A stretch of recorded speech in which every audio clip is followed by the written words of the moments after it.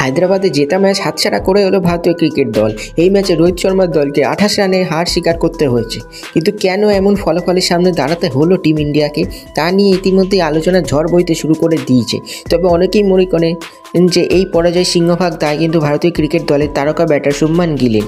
ইংল্যান্ডের বিরুদ্ধে 5 ম্যাচের টেস্ট সিরিজে প্রথম ম্যাচটা হায়দ্রাবাদের রাজীব গান্ধী ইন্টারন্যাশনাল ক্রিকেট স্টেডিয়ামে আয়োজন করা হয়েছিল। এই ম্যাচে টিম ইন্ডিয়া শেষ পর্যন্ত লড়াই চালিয়ে যায়। বিশেষ করে মোহাম্মদ সিরাজ এবং জসপ্রীত বুমরা যে লড়াইটা চালালেন তা অবশ্যই প্রশংসার দাবি রাখে। শেষ পর্যন্ত এই ম্যাচের দ্বিতীয় ইনিংসে টিম ইন্ডিয়া 202 রানে অল আউট হয়ে যায়, আর টিম ইন্ডিয়াকে 28 রানে হারতে হয় হায়দ্রাবাদ টেস্ট। ঘরের মাঠে এভাবে জেতা ম্যাচ হারার জন্য ইতিমধ্যেই টিম ইন্ডিয়াকে প্রবল সমালোচনার মুখে পড়তে হয়েছে। কার দোষে এই ম্যাচ হারলো তা নিয়ে ইতিমধ্যে ভারতীয় ক্রিকেট সমর্থকদের মধ্যে চুলোচুলি শুরু হয়ে গিয়েছে। এই ম্যাচে প্রথম ইনিংসে বেসবল থিওরি নিয়ে যথেষ্ট হাসাহাসি করেছিলেন ভারতীয় সমর্থকরা। সেই তালিকা থেকে বাদ যাননি টিম ইন্ডিয়ার প্রাক্তনীরাও। ইংল্যান্ড প্রথম ইনিংসে 246 রানে আউট হয়ে যাওয়ার পর অনেকেই মনে করেছিলেন যে 2 থেকে 3 দিনের মধ্যে এই ম্যাচটা শেষ হয়ে যাবে। এমনকি প্রথম ইনিংসে ভারত যখন 436 রানে অল আউট হয়ে যায় তখনও কেউ কল্পনা করতে পারেনি যে এই ম্যাচের টিম ইন্ডিয়াকে শেষ পর্যন্ত হারতে হবে। কিন্তু দ্বিতীয় ইনিংসে ইংল্যান্ডের ভোল একেবারে বদলে গেল। 196 রানের একটা বিধ্বংসী ইনিংস ব্রিটিশ ক্রিকেট দলকে উপহার দিলেন অলি পোপ।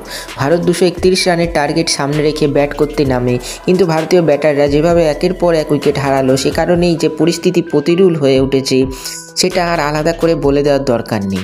একথা একেবারেই সত্যি যে দেশের জন্য যখন কেউ ক্রিকেট খেলতে নামে তখন জয় কিংবা পরাজয় দলগত সাফল্য কিংবা ব্যর্থতা হিসাবেই দেখা উচিত।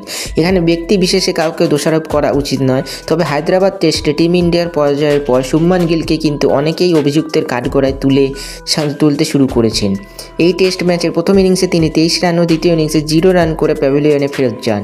সমর্থকদের একাংশের মতে দলের 3 নম্বর জায়গায় যে গুরুত্ব কতখানি সেটা শুভমান বোধহয় এখনও বুঝতে পারেননি। বিরাট কোহলি দলে ফিরলে প্রথম একাদশে শুভমানের জায়গা এমনিতেই কঠিন হয়ে যাবে।